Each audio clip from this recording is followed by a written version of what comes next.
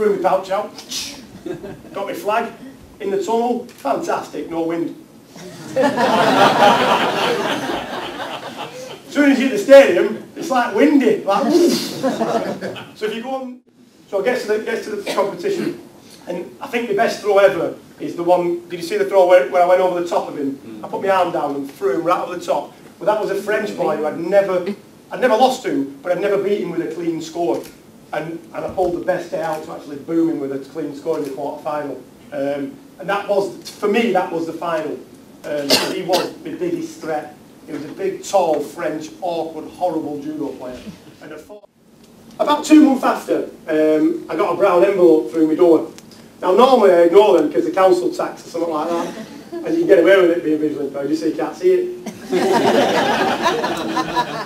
What makes me laugh about Rochdale Council, they give me 5 bins right at my house. They're all colour-coded. I can't take the rubbish out, no, I'm sitting watching football, no, I can't.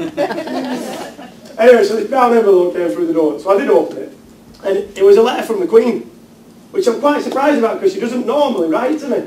She normally emails me now, Twitter and stuff like that. Get me down with all the modern sayings. I don't even know what it is. So we opened it, and it said that the Majesty of the Queen would like to invite you to Buckingham Palace to an MBE if you would like to accept it. Like I'm going to say no. I'm not the Beatles. So we went down, my mum bought some white gloves and a big hat, and we went in. And it was dead nice, you know, like I was stood behind the guy getting his MBE for caravanning. And there was a lollipop lady in front of him. And there was somebody else making the best cup of tea that year. And I felt really special. Anyway, so we went up and I noticed that when you walked up, you bowed, you walked forward, the Queen was sat here, Miss Charles was there and a couple of other hangers on. And she pinned the medal on you, little cross. And then when she had enough for you, she grabbed your hand, shook it, exit there. So, all right, I'll have her here. Stood down, shook her hand, put my hands behind my back. Now she can't shake my hand and get rid of it. So she had to talk to me for a while. And she did, and she didn't do it well. She thought of Paul McCartney at one point. So I got my MBE. I'm dead chuffed about having it. I don't really use it, but my mum likes to tell everyone. And my dad likes to tell everyone as well. I took the kids down to the velodrome, which is a bit brave with some of my kids because they do tend to take the bikes home with them when they come. I don't think Chris I was that pleased when I turned up with like 7 of them. Going, that's a nice bike, mister. Yeah, exactly. And all Kellogg's and all that, they were nicking everything. Anyway, the guy spotted me. He said, "You're that judo guy." I said, "Yeah, ex-judo guy. I'm a teacher now." I'm like, "You know, respect sport." He said, "Do you want to go on a tandem?" And I said, "Yeah, I'll go." So we went down on that Sunday, and this is not a lie. I got on the tandem, and after an hour on the tandem, I did the 6th fastest time in the world that year. Well, not an hour. It took me 30 years to judo. Fantastic. So anyway, I entered a competition 4 weeks after, and I took 2 silver medals in the Paralympic World Cup. And that sort of put me in the mix for Beijing. Unfortunately, I didn't actually make Beijing, but I actually clocked the fastest time that year, even though I didn't actually go to Beijing. I went full time after that, so I did 2 years cycling full time, and I did the exact same event as Chris Hoy. Obviously, I wasn't on the front of the tandem because I've got bad eyes. I couldn't pay anybody. That would be funny, that though, to put 2 visually impaired people on the front of the tandem. Just crashing, it'd be great, like Robot Wars.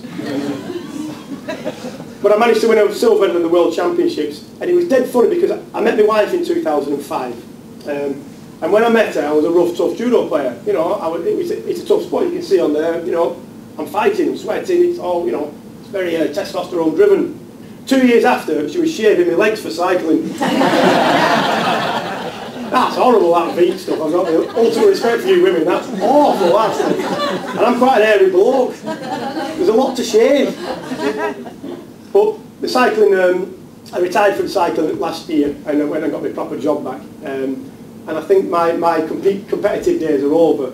In sport, but I'm competitive in life. And this conference is to try and sort of build partnerships, you know, with people, to try and, you know, get you lot working, to try and create some jobs for young people. And I think young people today get like a bad rep. My kids, where I work, get a really bad rep, and sometimes it's deserved, but the majority of the time it's not deserved. These are good kids, these kids, you know, and you know, when, I mean, I'm 39 and my dad was just telling me on the way up here, you know, when my dad's only like 50, he had me young. And when he had a job, he said you could drop your toolbox on the manager director's foot in a factory and then go and get a job somewhere else the same day. Yeah, you can't do that today.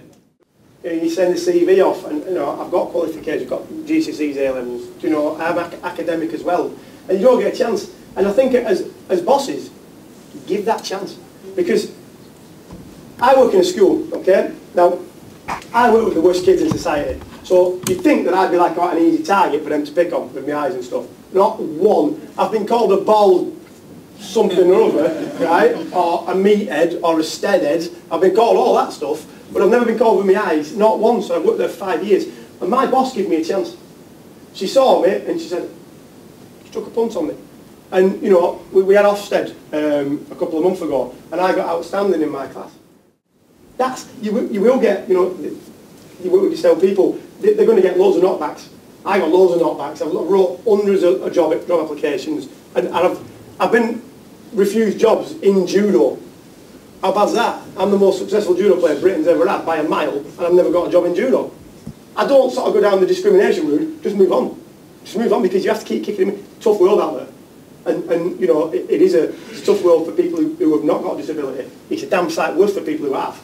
So it makes you stronger, and as long as the disabled people and the people who are helping them, you know, encourage them, push, get back up after you've been knocked down. You know, you've been a wrestler, you've been knocked down a lot. So, you know, you get back up, you know what I mean, and just keep pushing. And I think that's the only thing, you know, you just got to keep, you've got to keep focused, you've got to keep positive, you know, and moving in the right direction. Thank you. Thank you. Well, unfortunately, ladies and gents, we've run out of time. But Simon, thank you. No worries. Superb. Simon Jackson, thank you.